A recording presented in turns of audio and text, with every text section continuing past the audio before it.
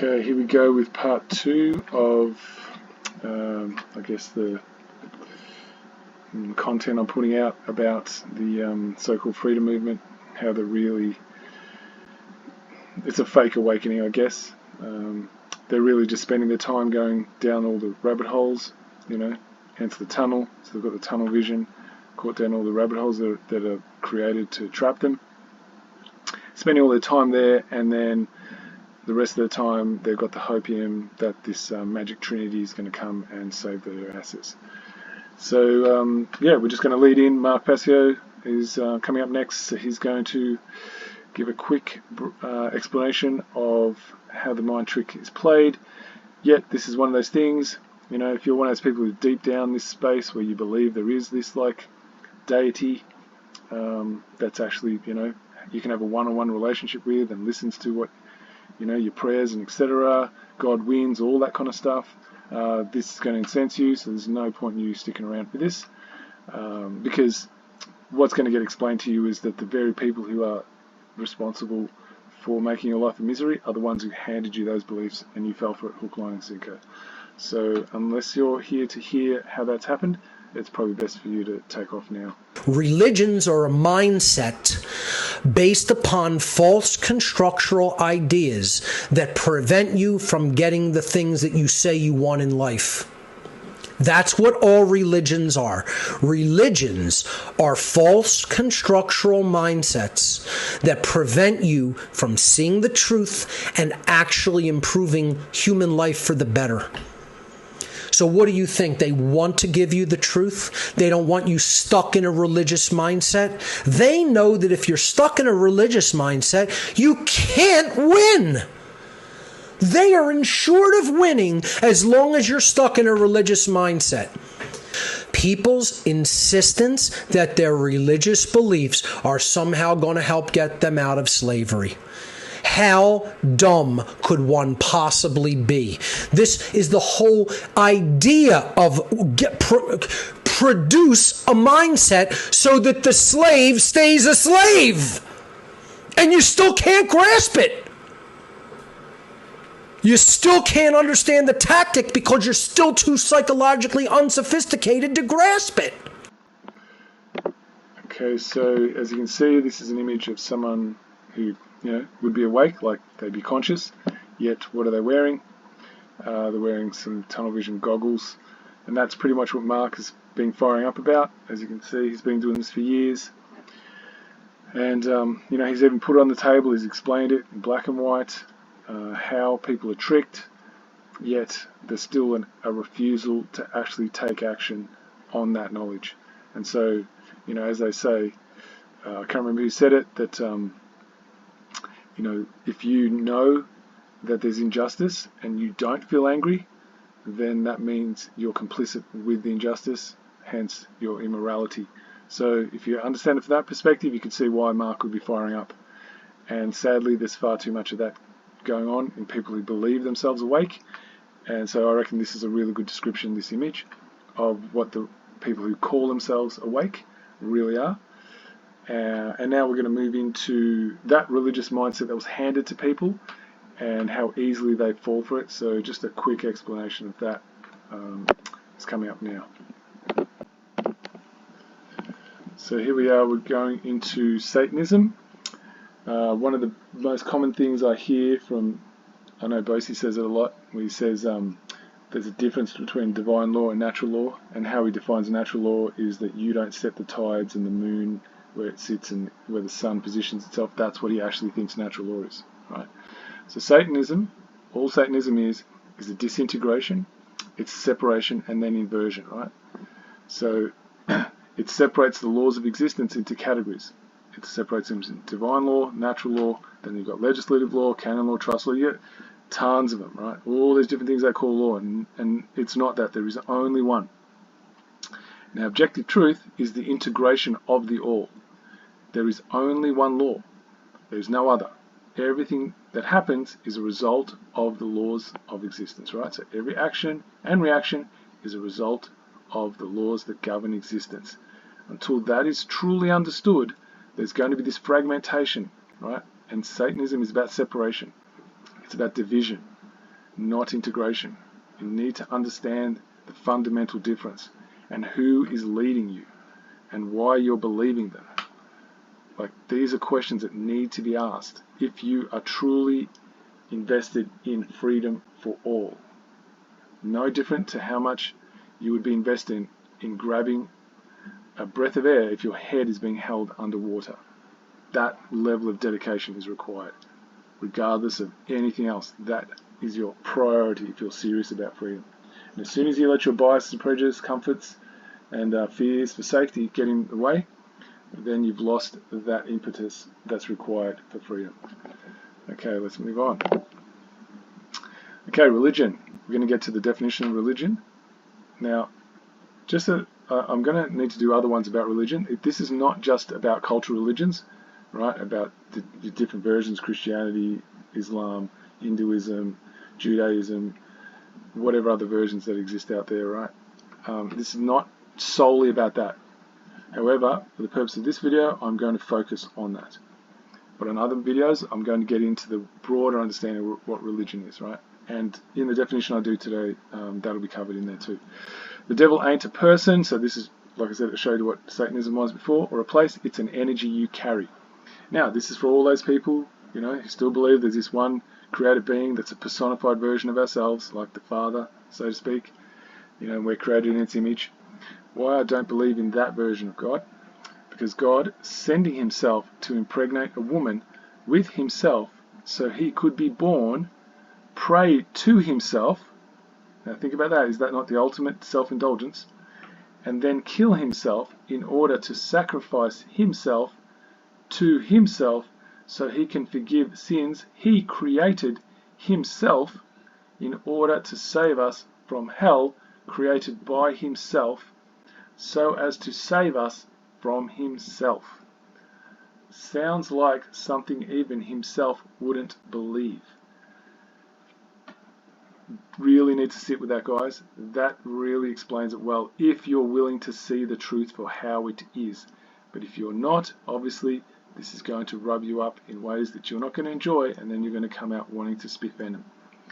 But if you are serious about it, it's all there looking at you square bang in the face, right? It's glaringly obvious, but you need to be willing to see it. Alright, so another way that they've sucked you in is the 7 deadly sins of the Bible, which is lust, gluttony, greed, sloth, wrath, envy, pride. All these things themselves are just a condition. They do not cause harm to anyone if you don't act on them. However, actioning upon these conditions can lead to the 7 transgressions of natural law, which are what are the problem, right? What do create violence, what do create slavery.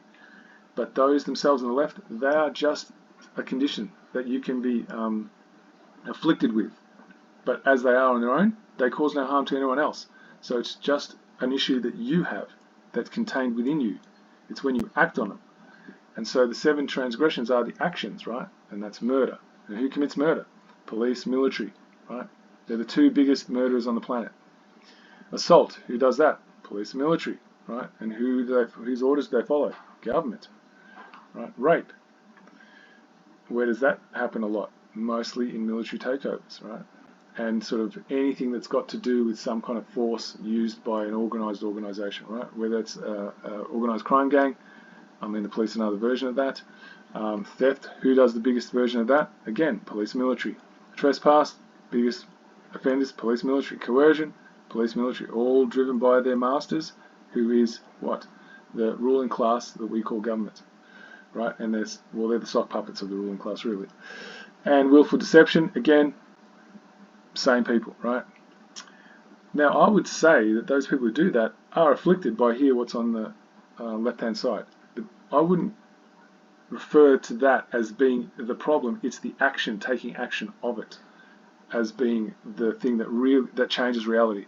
That alone, by itself, is an initiator, absolutely, but there still needs to be a will to care about doing something, to feed that itch. That's where the real issue comes from, right? And because that's the initiator, that provides the energy for the action. And if you don't understand the difference between the two, you're going to keep thinking this thing on the left here, they are things that we just got to not have that. No, you can still manage those things in a way where you can make use of it so you do not commit what's on the right. But that takes a higher order of consciousness to accept that, yes, we are capable of all these things and having these conditions, but we don't need to have them rule us. But if we deny that that's a thing that exists in us, then they will rule us. That's the difference, right? And that's the thing about integration of the all, right? That they do exist, and it's how you work with it instead of denying it. And what this religious structure does is it gets you to deny it, because they know as soon as you deny it, you'll actually act on it, and then you'll do what's here on the right-hand side. That's how cleverly crafted the people who are sitting behind the scenes pulling the strings. They know psychology, right? Now, Will talked about it in the beginning, right? It's about understanding the human condition, how our strings are pulled, how we can lose control of ourselves if we don't understand ourselves. That's to be lost and empty. And then we start believing in external saviors, like that Trump white hat Q Trinity, right? That's the fake Trinity. The real Trinity is your thoughts, how they're manipulated, understanding when and how that's done, and then how those thoughts will trigger an emotion, and then how that emotion gives energy and rise to an action. That's the true Trinity, but they don't want you knowing that. They want you to believing in some other one. And so you've been given another fake Trinity. Here we go. This is the part, Mark. This is a slide I pinched from Mark Passio. So, Mark, if you ever do watch this, I am crediting you with this because it just saved me a lot of time creating it. So, this is the definition of religion from the Latin verb religare. Now, I've done this before, but I'm doing it again. To tie back, to hold back, to thwart, from forward progress, to bind. So that's why it's not just to do with the cultural. There's other beliefs, belief in money, belief in government, belief in, I'm just thinking about sports being something to do with, who's better than someone else, and that there's community, that sport is, that you can't have community without sport. That's a way to get to community, which is all not true. There's way better ways to get to community, and ends up being a form of violence anyway in the end. And I'm not going to define what I mean by violence in this one because it's already going longer than I wanted. A system of control based in unchallenged dogmatic belief which holds back the progress of consciousness.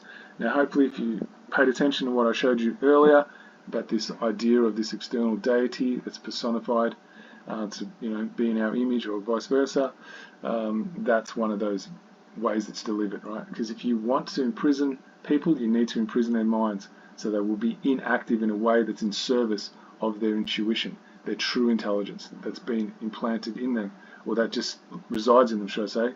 Not so much implanted, it's just there, right? And you need to get them to deny that. And the only way you can get them to deny that is to attach to a belief, because there's a fear driving that, a fear of loss of safety.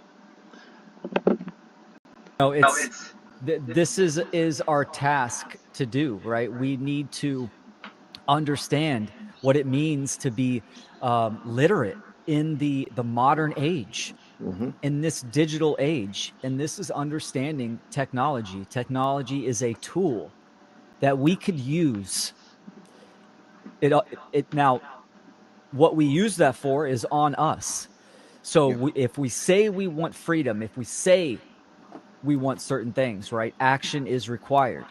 We need to fulfill the requirements. We need to understand the technological components on how to get knowledge and a message out efficiently and effectively to influence and inspire others to do that internal work and then ultimately create action themselves, because we need numbers.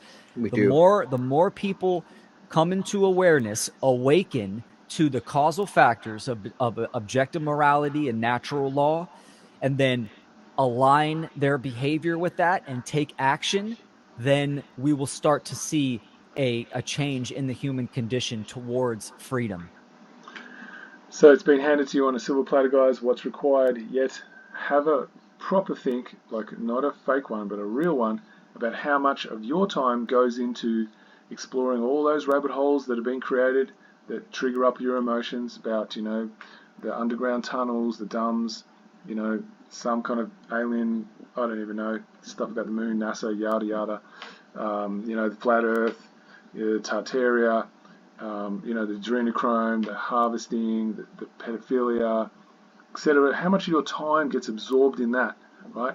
in getting really intimate with the symptoms of slavery.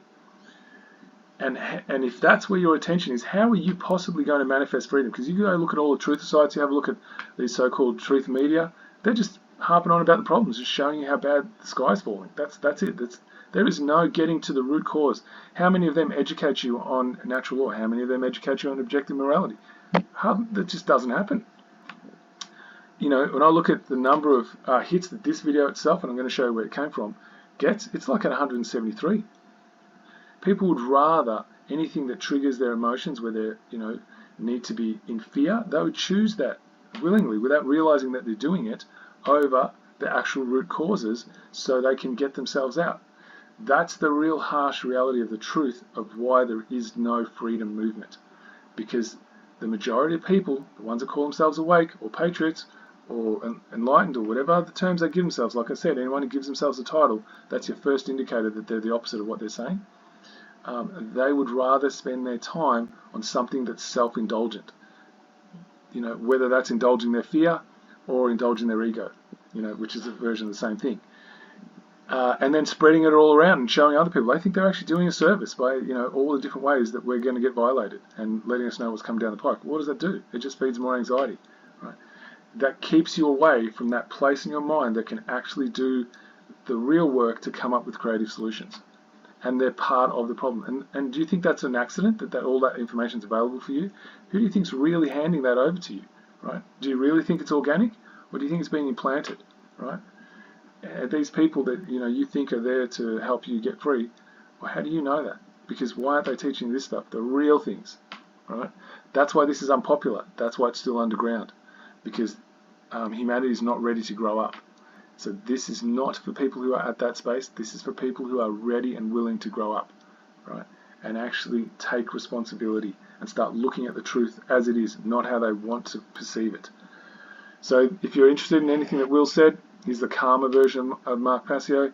A lot easier to listen to, it's not so affronting, but pretty much a repetition of all the things I've seen Mark Passio say. So I really credit Will for actually going ahead and delivering in his unique way. So this is where you can find him. This is linktree/Will _ Keller. That's what it looks like when you find it. So there's all the different things that are connected to all his work. So as you can see, he's got an official website. There's a Natural Freedom League, video presentations, One Great Work Network, Freedom Under Natural Law Conference viral event. There's a YouTube channel. So yeah, please go look him up.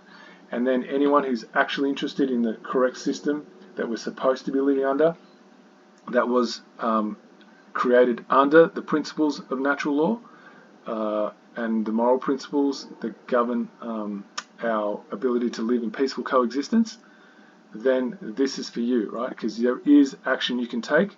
So I highly recommend you going and spending some time here. Okay, so if you're looking to find some kind of guidance about moral principle, and that there is actually a structure in place that was built on moral principle, where the system of governance, which just means system of public servants and administration of how services will be delivered to the people equitably in order to advance the quality of all lives equally. This site has got plenty on it. I'm just going to quickly, I'm not going to go too much into it because I've done plenty of other videos about that. But here we go, it's already standing on principle, you can see that. Unifying our community. It talks about the 1901 Australia Crime Punishment Manifesto, which is the 1901 Commonwealth of Australia Constitution. So it talks about why that's a fraud and how that's just more enslavement. And then you've got participate in our police letter campaign. If you want to do that, you can click on that, take you right there. Subscribe to the mailing list. As you go back up here, you can see all the different places you can look into. And so anyway, that's for you to discover in your own time, but just giving you a resource. It's magnacarta1215.com. There you go.